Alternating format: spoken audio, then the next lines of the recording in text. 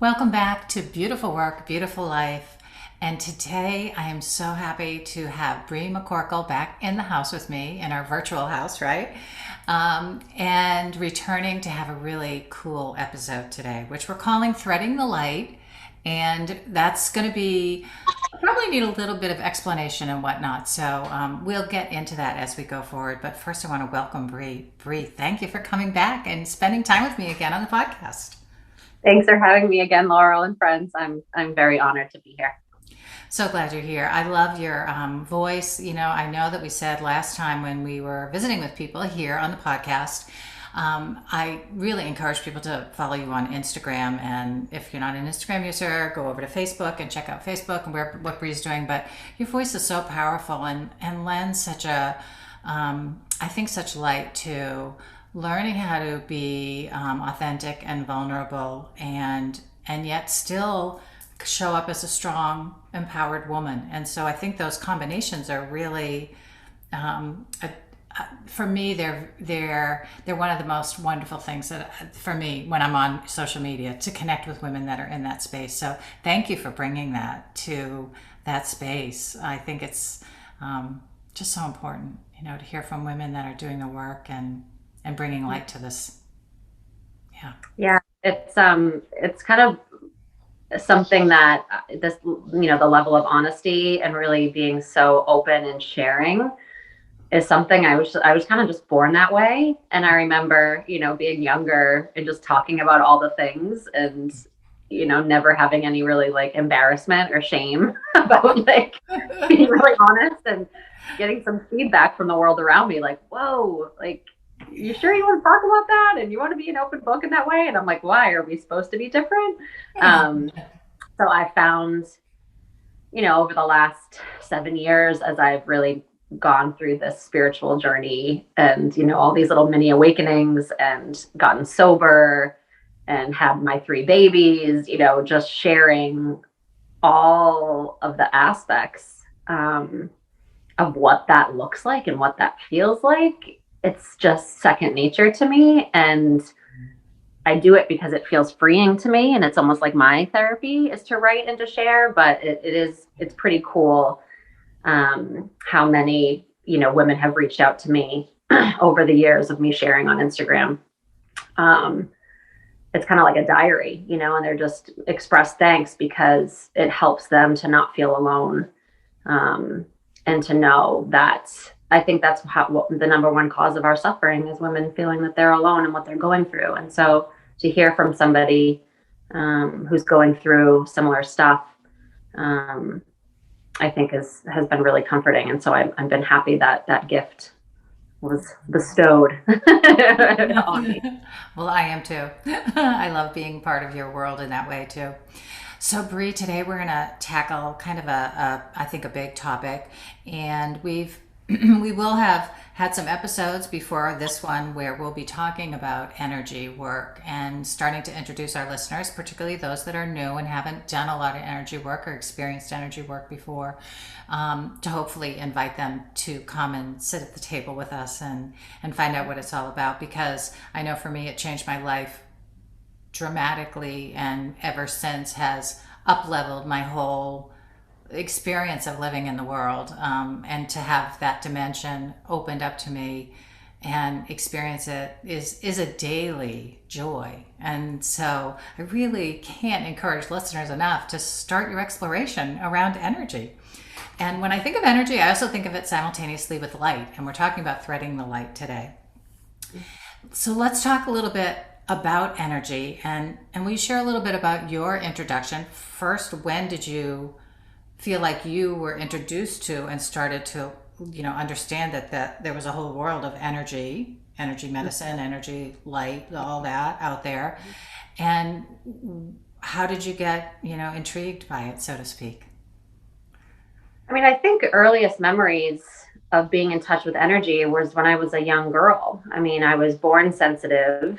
I remember, just being really enchanted and connected to nature, how I felt when I was in nature, when I was with my favorite, like, weeping willow tree. I could understand animals, what they were trying to say, how they were feeling. I'd watch Disney movies and cry. It's like that we've talked a lot about being sensitive and what that can mean. And that's really what we're doing. And when we say that we're sensitive and when we're feeling things, or when we refer to ourselves as empaths, is we're tapping into the life force of everything around us. We're tapping into the energy of everything around us, because everything is made up of energy. From this, the connection that we're able to connect via Zoom today, to the clothes that we're wearing, to the cacao that I'm sipping, to, this necklace and these crystals here, everything that we can see is made up of energy. And so I didn't know exactly what it was at a young age, but I was very much in touch with it.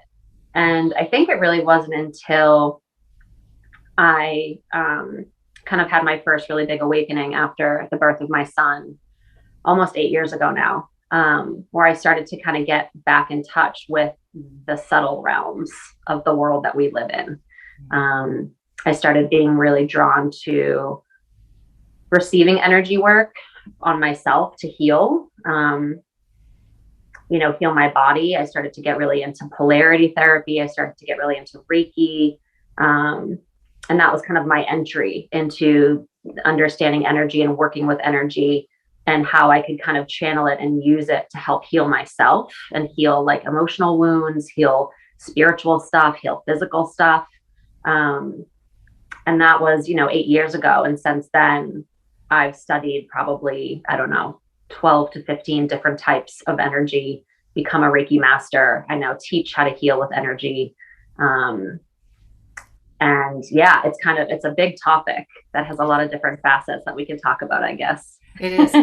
And so just that idea of using the term life force as a synonym for energy, in our culture, we don't have a lot of words yet around this whole idea of energy medicine, energy psychology, life force. There are many subtleties to it that we're hopefully learning and expanding our language around it. But life force, I love the idea of life force, because just if you're new to the topic, thinking what makes you alive, your body is a material thing, right?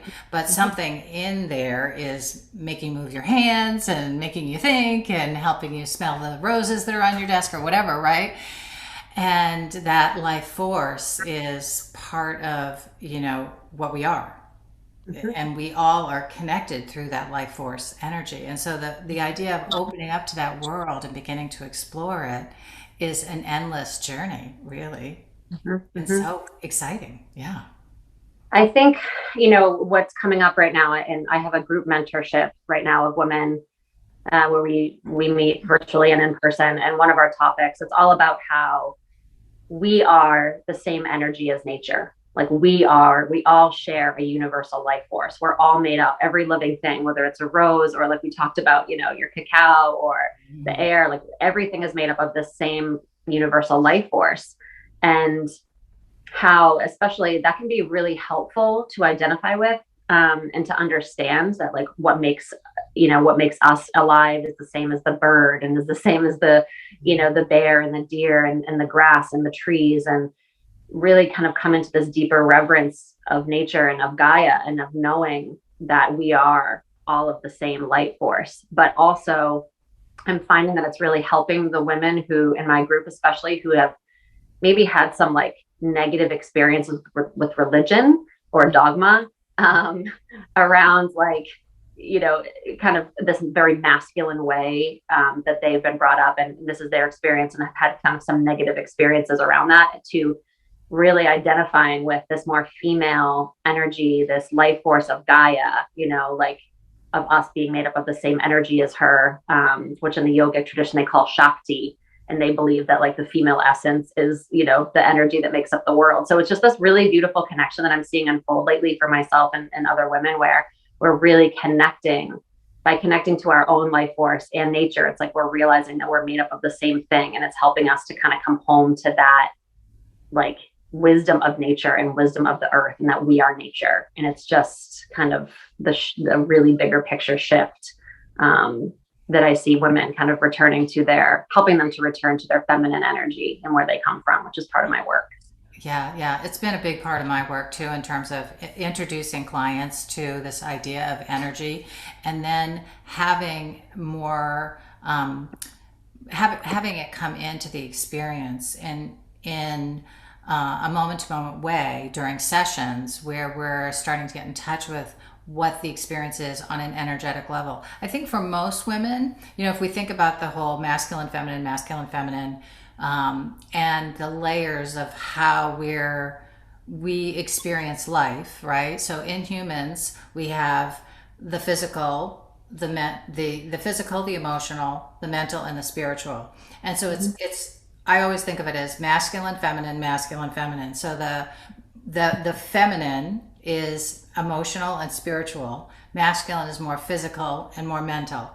And Mhm. so this is why I think for women, right, one of our first places to connect around what energy is and how we experience it through the emotional states that we have, right? Mhm. That we can understand and how to begin to explore, even just through our emotions, how this emotional energy moves through us, and Mhm. how the expression of it can empower us and help us clear ourselves to get to better thinking, right? And Mhm. so when we begin this exploration, right, as women, we feel empowered, I think, pretty quickly by just knowing, oh, there's something else there that I can relate to and sense into that makes me understand the world better, Mhm. right? Through Mhm. understanding myself better.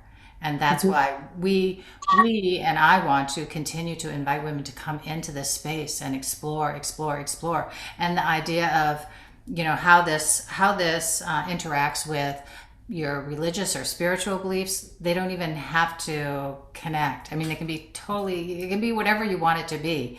Mhm. This what we're talking about is being able to really experience, right, ourselves in a very conscious way, and Mhm. all these subtle realms of how we are alive and connected to all that is, right? Mhm.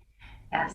Yeah, and it's so powerful when we start to connect to all of that. Like, it starts to give so much more meaning to Mhm. life and to how we're experiencing life, and to understand why, when our child is upset, we hurt so deeply, right? Like, all this connection, it starts to make more sense, and truly is empowering. Mhm. Mhm.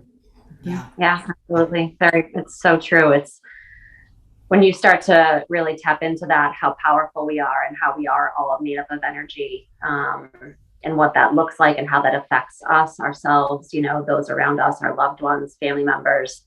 I mean, even this morning, I went out for a walk, just to be with nature. And it's like, when on my walk, as I'm connecting with the trees and I'm looking at the leaves and I'm feeling the wind and I'm feeling the sun and, seeing the chipmunks and the squirrels, it's such a beautiful thing to know that the same thing that is breathing me, is breathing them. Yeah. And to feel this like beautiful connection, it just drops you into your body. And it just, again, it makes you feel like that deep knowing that you're connected to that web of life, I find has just brought me so much peace, especially over the last few years. And running energy with her, with Gaia, with nature, like welcoming that in, acknowledging that part of myself has been so healing, and has been, honestly, I don't know where I would be without that and without that earth energy. Honestly. No, I feel the same. I feel the same. So Mhm. let's talk a little bit about threading the light. Mhm.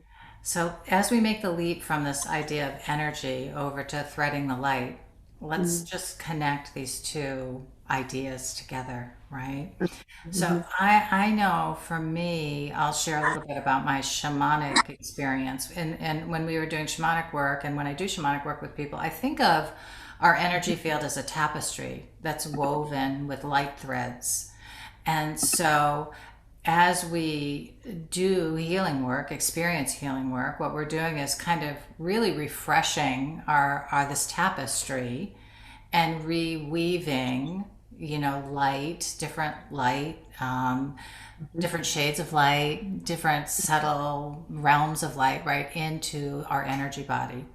And so the idea of threading the light, when you said that you were starting to do this and explore this with clients, I thought, oh, I want to talk more about this. I want have Bri come on, because I think it's such a beautiful way of it's a beautiful imagery of, I mean, how we can understand too how this actually works, like what really is happening, right? Yeah. It's not. It's it's sometimes it's a struggle to put words to it. I'll be very honest with you, but I'll try my best. So, over the last few years, I basically work with women and support them through all their stages in life. Like I use my gifts of intuition and like channeling and healing basically to show women how to be their own healers, how to kind of step into their own power, their own life force, their own vitality, learn how to honor their gifts as sensitive and empaths, and how to basically like dissolve the stuff, the parts of themselves that's keeping them from the real them. Yeah. That's basically, if I can sum up the work in a nutshell. And so it's a really beautiful thing using this energy work, because, and the intuitive and like tuning women back into their own intuition, because, living on this planet, living in this earth, we come in with karma. We come in with stuff in our lineage, from our ancestors. We come in with past life wounds. We really don't come in as blank slates, like the tabula rasa, like I was trained in graduate school. Like I don't see that. And I don't believe that. And I work with babies now and women, and I see, kind of the stuff that we come in with. And then of course we have our own life experiences and things that we're going through, and the energy of what we're picking up from the places that we're in, the relationships we're in, and all this kind of stuff. So through the energy work, whether it's Reiki or different types of healing frequencies, my work has been to kind of dissolve that away, for women to heal, whether it's healing a past life or healing something in the lineage, or, through the esoteric healing work, but also through application through real life, to get her to connect into who she truly is, her truest nature, and why she's here. So she can be free to enjoy life and to be fully present, which is like the whole freaking point, right? Just to like tap into the feminine joy, be in our essence, and like do this thing, like show up, and receive it all. And show up fully. So that's the work. Yeah. Show up fully and receive it all the juice. Like that's what we're in right now. This like Shakti experience, this feminine energy experience, receiving. So the threading light, came in this spring. It came in as, an idea, a download, a vision, however you want to say it. I was actually working with flowers at the time. I was called to create art with pressed flowers and just making different things with flowers. And I was just really enjoying myself. And as I was doing this, I started to get this download of this threading light work. And what I saw was that it was an opportunity for me to be a channel for women and babies and women and children, basically to thread their souls back together, to reweave them together after the birthing process. And it sounds super far out and super woo, and I totally get it. But this was kind of the download that I got. And, I was all, and so the process, and now I've been doing it for the last 4 months, kind of behind the scenes, learning and practicing and kind of weaving this into my offerings, which I'll be sharing with the world soon. But it's really, as mothers, anyone who has, been pregnant and carried life and birthed life, that it's quite the journey. It really is, you move from mother to maiden. Like there's parts of you that have to die so that you can be in rebirth. Like when you're birthing your baby, you're also birthing you, like a new you.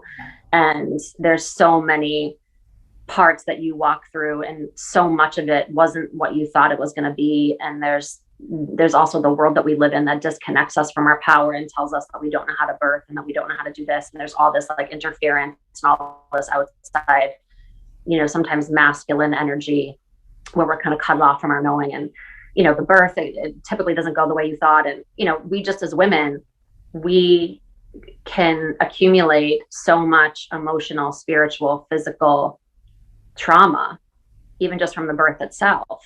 Right. And so this threading light work that I'm now doing is like meeting the mother and the baby, or the mother and the child, in that postpartum, anywhere they are in their postpartum window, and like reconnecting their souls, reconnecting their light, reconnecting their energy in its perfection as they came in and chose each other back together, dissolving the trauma of birth, dissolving the trauma of, the breastfeeding journey, or just the emotional stuff, the postpartum hormones, like all of that stuff, seeing and honoring and balancing all parts of them, like mind, body, and soul, no matter what they've been through, and bringing them back together. Because what I see is that all souls, all babies choose their mothers, and there's some kind of a contract that, that takes place. And that's also evolved as part of the work now, where women that want to kind of enter into conception, their conception journey, those that want to have a baby consciously, that there are actually, and this is maybe a whole other episode, spirits that surround the woman's aura, and that there's a process that I've been shown to walk women through, how to, if it's divine timing and if it's in divine right order, to call that soul into her energy field and into the body, to have the conception process be conscious and like fully awake and a part of.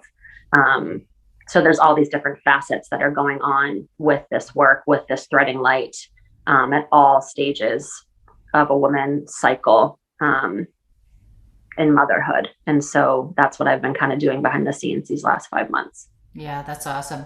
I so many things came up as you were speaking, so I'll see if I can get back and ask a couple of questions, some of the things that were going on. So one of the things I want to just kind of come back to and talk a little bit about is this idea of, first of all, conceiving consciously, right?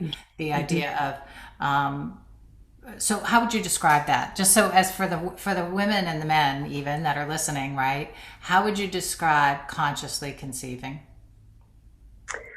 I think consciously conceiving is just kind of the realization, or the remembering that, like, you as a woman and as a mother, like, your soul knows, and that you have awareness of the subtle energies that are around you.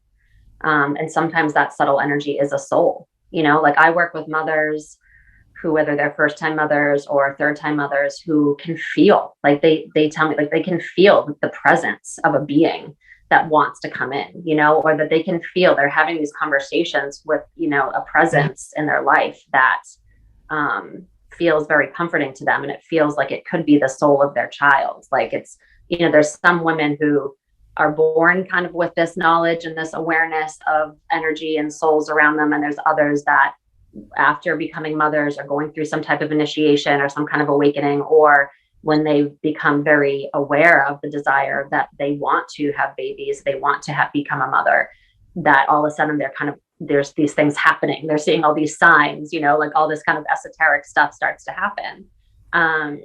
And it doesn't necessarily make sense. I've had some moms say to me, I don't know why I feel so called to have a baby. It doesn't make any sense, but I can feel, they might not necessarily see the soul, but they might get this strong urge to have another child, or to know that that's something that maybe they didn't think was going to happen, but they feel really called to it. So it's really conscious, just means to kind of, be more, have eyes open and be aware of, the different things that are kind of happening that are not always visible to the eye, kind of the unseen.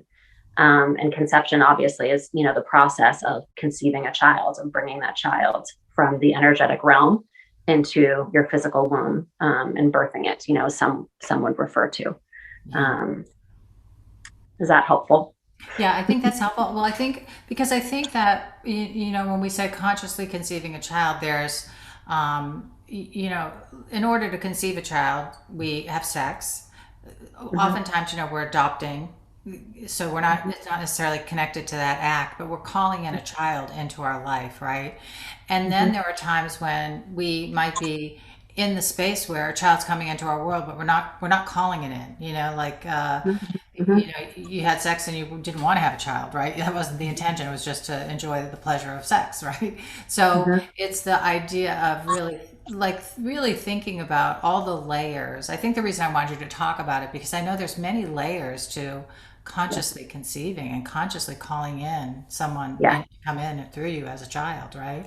Yeah. Yes. Yeah. And it's not to say like, this isn't about, oh, well, if you're trying to conceive and you can't, it's because you're not woke enough or you're not, Right. Right. connecting with this soul or no, no, no, no, no, absolutely not.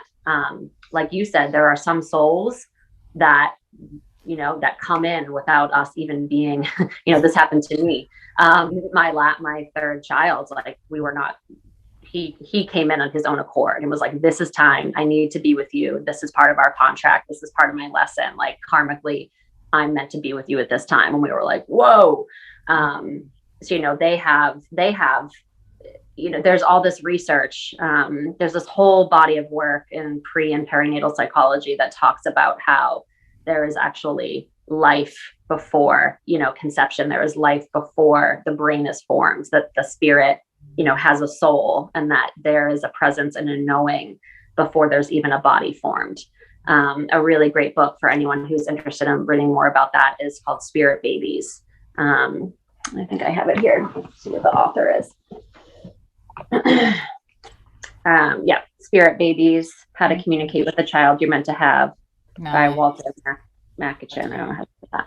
Great. Good. Good. But that there is, a soul and a presence and a wisdom. It's not just you. It's not just the sperm. It's not just the egg. But there's a presence. There's a soul there. And so opening up communication. Talking to, if you want to conceive and it hasn't been happening in the timeline that you're wanting it to, opening up that conversation, having that kind of communication, having faith or leaning on mine or Walter's, that you can communicate with that soul. And that it's kind of, this thing that you're entering into. One of the last clients I worked with wanted to conceive a child and they were having a difficulty. So she called me in and we did a few healing sessions together. And it's each session is as unique as a fingerprint. It's because everyone's soul and body and emotions and spirit, like there's everyone is completely unique, so there's no one size fits all. But really, after tuning in and doing some of the healing work, and there were different flowers and herbs and oils that wanted to be a part of her ceremony and the work, to be kind of like her helpers. We figured out, what presented itself to me was this big block emotionally between herself, her inner child, and her mother. And it was like this huge boulder that was just like crushing the heart energetically and making her be in all this fear about bringing this child into the world. And so we just sat with that and we brought love in and brought in did the healing work, and I was guided to do what I was guided to do. And there was a huge release and, peace. And that needed to heal first. And the spirit that was around her aura, the baby, communicated that, like, I'm here, but it's not time. Like, this needs to heal first. And once this is healed, if she chooses to do that with her own free will, then I can come in. Then it's a possibility. So that's exactly what happened. A few months later, I got the text, I'm pregnant. The baby's here. Yeah. Wow. Does it always work out like that? Is that what it always is like? No. I mean, it's really, we can hold the space, we can tune in, we can bring healing to what is ready to be healed, whether it's emotional, spiritual, physical, or energetic. But it's all in divine will. It's all the will of the divine. It's all the will of God. And we hold the space, and sometimes things are contracted, sometimes they're not. I'm not an expert. I just show up as a humble servant, really, to these souls and to this healing that wants to be done. And it's just the most incredible thing to witness. And it really is, for me, all about the mother, caring for the mother, honoring the mother, helping to heal the mother, helping her to bring love into the places where there's pain and trauma. And so that's always my intention, is to heal, to bring deep healing to the mother, and whatever happens because of that, um, you know, that's not up to me. Yeah, yeah. Um, I was thinking as you were talking to this concept too of, how we live we carry forward to a certain extent the stories of the generations that lived before us, our ancestors, and so we're an ever evolving story in our lineage, right? When we feel like we're consciously doing this work, we begin to look at, what we carry from the generations before, the stories that we're carrying. And just as you say, that was a beautiful example too of, this idea of how the stories begin to change and evolve and grow, right? And how we carry them in us, like the stories of pain from our parents, or the parents delivered from, from their parents to us. Like all of this is part, if you're going to come into this world and begin to do this work really consciously, that there's what you come to discover is that it's again a tapestry, this idea of a tapestry with all these stories and energy all woven together, and one thing can affect another and another and another. And so as we do the work, we're freeing ourselves up to be able to experience more joy, more light, more freedom, more self-expression, more happiness, more fulfillment, right? By looking at what the stories are that limit us and hold us back. And it's a beautiful example of that right there. Yeah. And it's like, whatever, like you said, the example of the tapestry is that, like, sometimes do we have this like really big healing experience that, like, brings light to all these different layers of the tapestry and dissolves the old yuck and the sludge and the spider webs and all the energetic stuff, or wherever it's coming from. Yes. But most of the time it's a piece by piece healing. Yeah. It's a slower process. Right. And that's what we show up for. We show up and hold space, and we tune in and we ask, like, what is ready to be healed today? What is in divine right order to be dissolved and alchemized and transmuted, and to bring the light into, and basically, as I see it, restore the mother to her divine blueprint, to restore her to her truest nature. And if there is a child that is meant to come in at that time, we can call them in. We set the intention, like we create the opening, and we bring balance to the mother's entire being, just because she deserves that and she's worthy of that. And then if there is a child present, like they're brought back into that perfect harmony, that threading that light of their souls back together, so that they can both be in the space, in the emotional, energetic, balanced, like blissful state of mother and baby. Whether that baby came from her womb or, however it was conceived, those two souls are together for a reason. And so to bring them back into that sacred space is really the intention of the work. And also, the beginning of the work, because it sets the template of, joining together and kind of making that agreement and saying, okay, let's do this thing.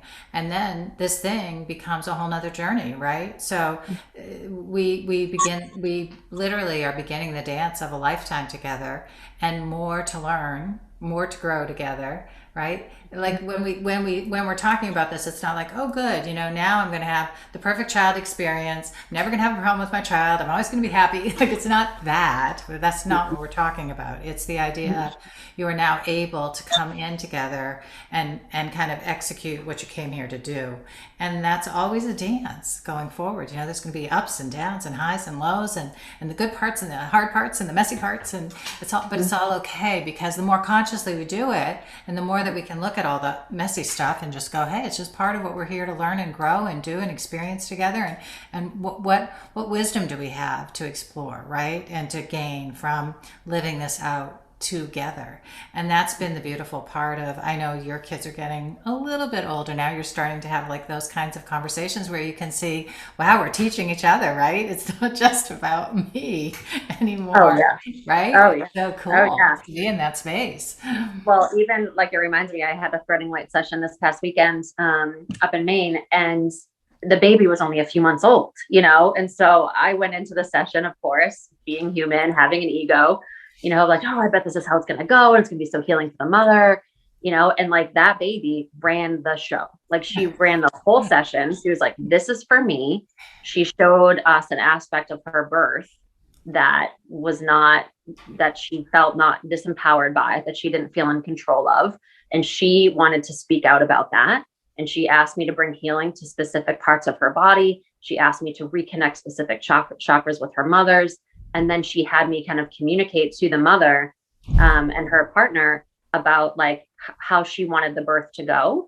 And then the baby literally started to like recreate and do her own birth movement again, the way that she wanted to be birthed. Wow. And it was like this incredible burst of healing and emotion and crying, and then this deep peace and this deep sleep. And, she also shared like that's the part of this work too. Like you were saying, it's not about perfection and like, oh, now my baby and I, it's going to be this blissful experience. Like it's about seeing each other for who you really are. Yeah. Like, oh, there you are. Yeah. There's your soul. Like this is who you are. And this is how you came in. Like, this is your divine perfection. And yes, we're in human form because we're in earth school. And so we're all here learning and healing, but like, there you are. And here I am. And here we are together. This is what this perfection of like connection is all about. And this baby was like, listen, I'm the wisdom keeper, and mom, you're the gatekeeper. And we've done this dance before, and we've had these past lives together. And in this life, this is what we're here to do now. I mean, she would just had this, so much information to share and came through. And, so much, it helped the mom to be like, oh my God, yes. And like, this is her personality, and this is what she wants, and this is what she needed, and this is what we're here to do. And it's just the coolest thing to be able to also see babies and children for the powerful sentient beings that they are, and to give them space and to give them a voice and to see them. Every time I work with a child or a baby, I cannot tell you how excited they are to be seen and to be recognized and to be given a space to speak and share and to be seen as like a sovereign being. It's the greatest thing ever.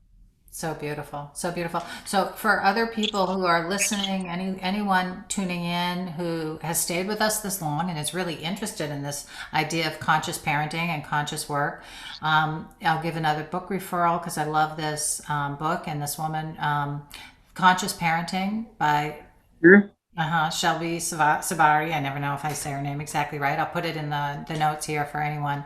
But just another beautiful book and place to go to begin to think differently about this mother-child, parent-child relationship, and doing it very consciously. As your child is another being that came into the world. You don't own them. That they have sovereignty, and how to do that well, right? How to parent well when you have those kinds of ideas in your mind, because that's a whole different ball game then. But a good one, a really good one to go on. Yeah. Bri, thank you for coming and spending time with me again and sharing your wisdom and your light. So again, how can people get in touch with you? If there's anyone that was listening today and they go, oh my gosh, I have to have a session with her right away, can you tell them how they can book with you? Yeah, absolutely. So if you are local to the Seacoast, New Hampshire area, or Maine or Massachusetts, or if you just feel up for a drive, I offer in-person threading light sessions out of a parenting and respite office on Tuesdays. Awesome. And I can put the relief. I can put the link, or we can link it in the notes. Yeah, okay. I also offer the threading light sessions, as well as healing and intuitive sessions for mothers, for kids. If you want to learn how to be your own healer, Reiki trainings, retreats, group mentorships, basically about connecting to your own feminine energy, your wisdom, your intuition, and your creative power. I do that 4 days a week, distance sessions. And you can find more information either at my website, which is www.bri McCorkell.com, or you can follow along on Instagram, which is bri.mccorkell.healing. Nice. Beautiful, beautiful, beautiful. We'll come back. Let's have some more conversations about this yummy stuff, and invite people to continue to do their beautiful work so they can have the beautiful life and enjoy every minute of it. even when it's messy. That's the other thing. I feel like when I talk about beautiful work, beautiful life, we know, we've said it again and again, the work doesn't always feel beautiful. Sometimes it feels ugly. Sometimes it feels messy. And the beautiful life doesn't always feel perfect and wonderful, but it's yours, and you feel empowered to go forth and work through the messy stuff and love your life anyway. And that's really the beauty of doing the work. So thank you for coming and speaking so powerfully into our topic today. And let's do it again sometime. Amen, sister. Thank you so much for having me. Thank you to everybody. Yeah, you bet. We'll see you next time. Thanks, everybody, for joining us today. Bye for now. Bye.